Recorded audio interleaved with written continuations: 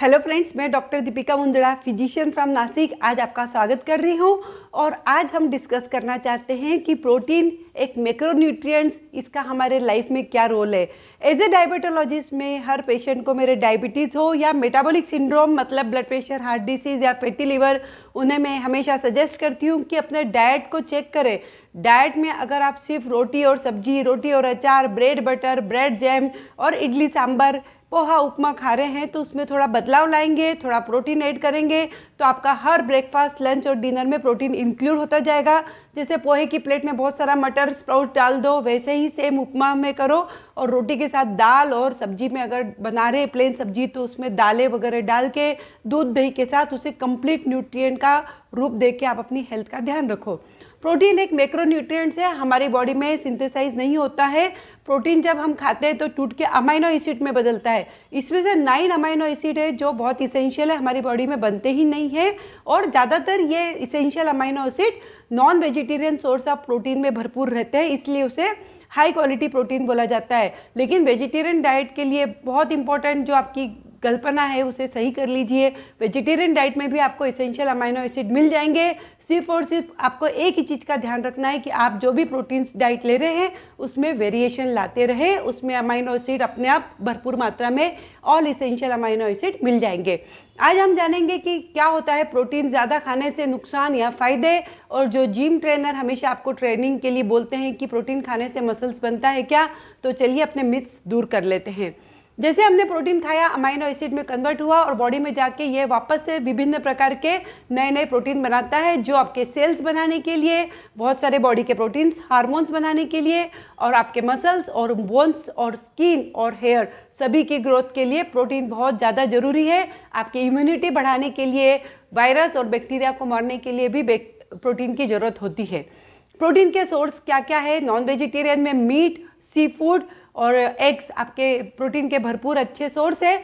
लेकिन वेजिटेरियन जो डाइट या नॉन वेजिटेरियन डाइट भी लेते हैं, उनके साथ मैं एक चीज़ ऐड करना चाहती हूँ, उनका जो डाइट कंटेंट है वो भी इतना इनकम्प्लीट होता है। भले ही आप नॉन वेज लें, लेकिन इरेगुलर या क्वांटिटी की कमी या फिर उसमें ज़्यादा ग्रेवी खाने से आप लोगों को भी प्रोटीन पर्याप्त मात्रा में नहीं मिल रहा है।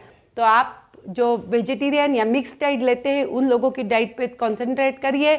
बहुत अच्छे सोर्स है जो दूध और दूध के प्रोडक्ट, इनमें खास बात ये होती है कि अगर कैसीन आप ले रहे हैं तो कैसीन स्लो डाइजेस्ट होता है। इससे फ़ायदा ये होता है कि आपका मेटाबॉलिक रेट काफ़ी देर तक बढ़ा रहता है और आपको भूख भी नहीं लगती है। मिल्क के सभी प्रोडक्ट और ग्रीन योगर्ट लोगों को पता नहीं है, और दूध, दही, पनीर और जो भी आप पनीर वगैरह की चीज़ खाते हैं, चीज़ खाते हैं, तो कृपया ध्यान रख के फैट फ्री मतलब दूध या उसके ऊपर की मलाई पूरी निकाल के ही इस्तेमाल करेंगे तो फ़ायदा होगा।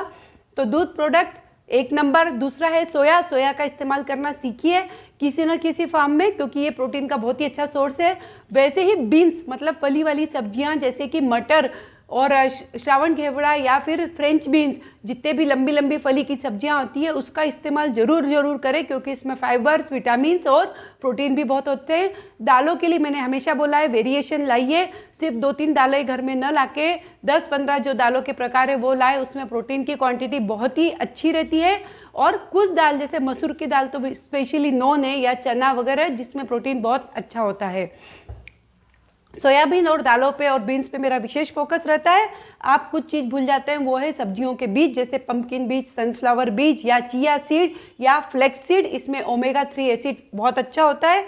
तो ज़रूर रोज़ के खाने में आप किसी न किसी रूप में सब्जियों के बीज या सीड्स का इस्तेमाल करना सीख जाएं। वैसे ही ड्राई फ्रूट जैसे अखरोट, बादाम, काजू या कुछ और मिला के आप खाने की सेवन करेंगे तो इससे प्रोटीन, कैल्शियम और मिनरल्स आपको बहुत अच्छे से मिलेंगे। फाइबर की कमी भी नहीं रहेगी। इसका मतलब क्या है कि सब्जियों में, सब्जी में, आलू में, गेहूँ, चावल में क्या प्रोटीन नहीं रहता है? डेफिनेटली इन सब चीज़ों में भी प्रोटीन रहता है, पर उसमें उसकी मात्रा कम रहती है। आलू में भी प्रोटीन रह सकता है, वैसे ही गेहूँ चावल में भी रहता है। सब्जियों में, ब्रोकोली वगैरह में भी आपके जो प्रोटीन्स पाया जाता है। प्रोटीन्स का रोल रहता है, मैंने बता दिया, मसल्स बनाने में। इसके साथ ये इंपॉर्टेंट चीज़ ये करता है कि आपको अपेटाइट कम करता है। जैसे आप प्रोटीन का स्नैक्स लेंगे हेल्दी, तो आपकी अपेटाइट काफ़ी देर तक सप्रेस रहेगी। आपको ब्रेन को सिग्नल रहेगा कि अब बहुत खाने की ज़रूरत नहीं है। तो मैं लोगों को बोलती हूँ कि जब आप आफ्टरनून में भूख लगती है तो एज ए स्नैक्स आप ड्राई फ्रूट का सेवन कर सकते हैं।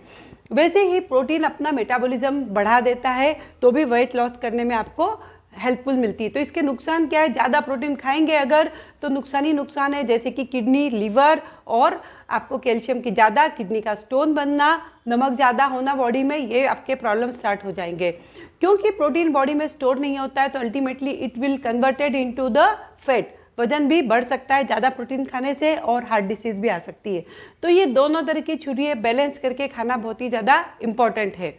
प्रोटीन के साथ मैं एक और सलाह करूँगी कि अगर जब प्लांट बेस्ट आप प्रोटीन खाते हैं तो उसमें फाइबर भी पर्याप्त मात्रा में मिलते हैं। जिम क्या प्रोटीन खाने से मसल्स बनती है, ऐसा बिल्कुल भी नहीं है। प्रोटीन का रिक्वायरमेंट बॉडी के हिसाब से कम ज़्यादा होता है। ग्रोइंग फेज में आपको प्रोटीन ज़्यादा लगता है, 0.7 ग्राम पर केजी बॉडी वेट प्रोटीन आपके लिए पर्याप्त रहता है। लेकिन अगर आप बहुत हैवी एक्सरसाइज करते हैं तो ये प्रोटीन का रिक्वायरमेंट बढ़ के 1.5 ग्राम पर केजी बॉडी वेट तक भी जा सकता है। तो जब लोगों को प्रोटीन्स का नेचुरल सोर्स समझ में नहीं आता है तो प्रोटीन बार्स वगैरह लेना पसंद करते हैं, लेकिन अल्टीमेटली इसमें कैलोरीज, फैट ज़्यादा बढ़ना, LDL बढ़ना, ये खतरे बने रहते हैं और नमक भी ज़्यादा बॉडी में जाता है। एनिमल सोर्स प्रोटीन के साथ भी यही प्रॉब्लम है कि उसके साथ सॉल्ट ज़्यादा जाता है, फैट बढ़ सकता है और वेट गेन होता है। तो प्रोटीन आपके लिए अच्छा है और सिर्फ प्रोटीन खाने से मसल्स नहीं बनती। उम्र के साथ प्रोटीन रिक्वायरमेंट हमेशा ज़्यादा रहती है और साथ में अगर रेजिस्टेंट ट्रेनिंग करते हैं तो मसल लॉस नहीं होगा। अदरवाइज सार्कोपिनिया मतलब उम्र के हिसाब से मसल्स लॉस होना बढ़ता जाता है और उसी से फ्रैक्चर का रिस्क और कमजोरी आती है। वैसे ही कोई बीमारी से रिकवरी में जब जाते हैं तो प्रोटीन की रिक्वायरमेंट ज़्यादा रहती है। जैसे कोविड पीरियड में जब आप रिकवरी पीरियड में हुए तो डॉक्टर्स ने आपको प्रोटीन ज़्यादा लेने की सलाह ली और लोगों ने खूब ड्राई फ्रूट्स भी खाए, परंतु जब ICU में एडमिट होते हैं तब आप प्रोटीन शायद उतना पचा नहीं पाएंगे। ऐसे समय में हम इजीली डाइजेस्टेबल प्रोटीन्स जो अमाइनो एसिड के फॉर्म में मिलता है, वे प्रोटीन वगैरह, हम उसकी सलाह करते हैं ताकि आपको प्रोटीन पूरा हो जाए। लेकिन याद रखिए अगर आपको किडनी डिसीज़ है तो आपको डॉक्टर की सलाह से ही प्रोटीन का कंजम्पशन करना चाहिए। स्प्राउट्स और नेचुरल सोर्स हमेशा प्रोटीन के लिए बेस्ट ही माने जाते हैं।